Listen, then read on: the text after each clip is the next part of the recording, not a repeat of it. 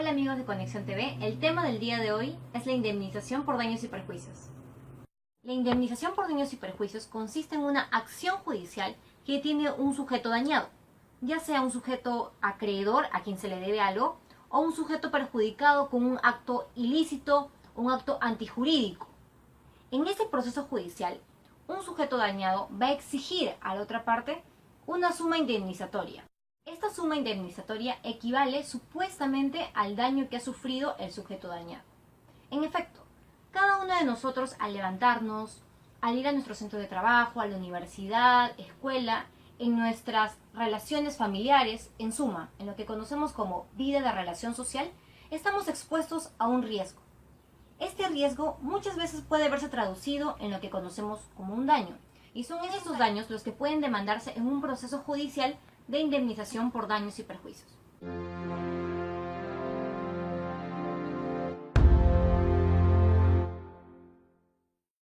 Existen diversas clasificaciones del daño.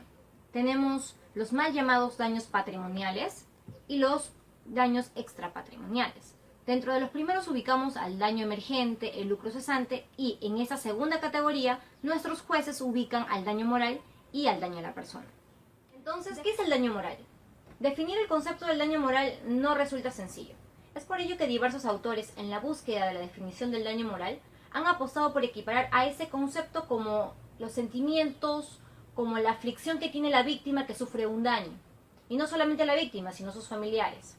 Otros autores han considerado que dentro de esa categoría también se abarca la lesión a la integridad, los daños a la salud física, además del dolor y la aflicción que pueda sentir la víctima.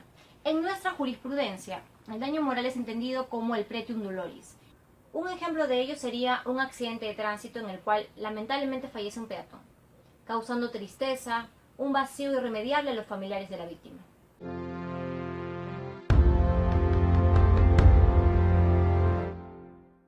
En estos casos, lo que está en juego es la vida y se requiere una actuación inmediata, por lo que los centros de salud del Estado no pueden condicionarte a la entrega del DNI para poder atenderte de emergencias.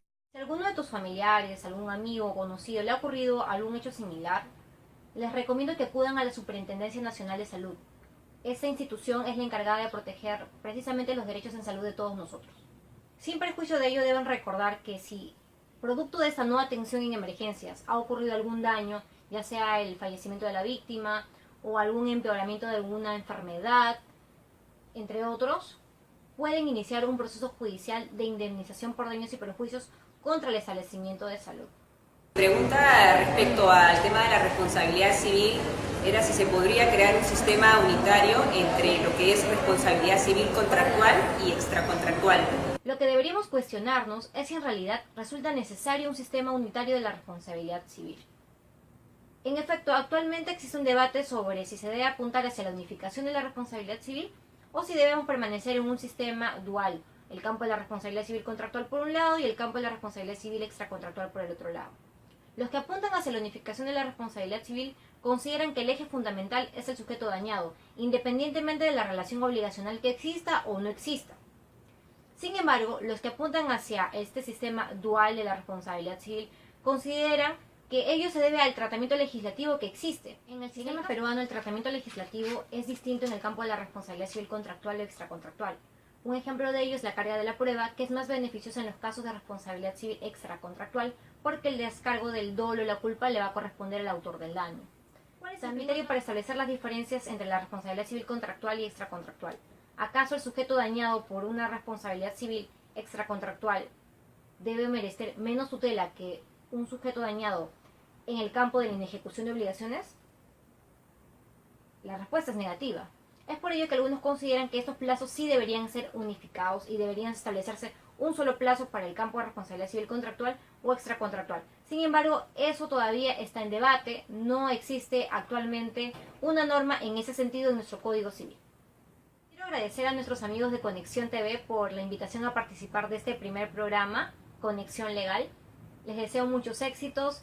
Recuerden que este programa está dirigido no solamente a estudiantes de Derecho, sino al público en general, y nos va a permitir a todos nosotros conocer más de nuestros derechos a través de diversos especialistas en la materia. Nuevamente, muchas gracias.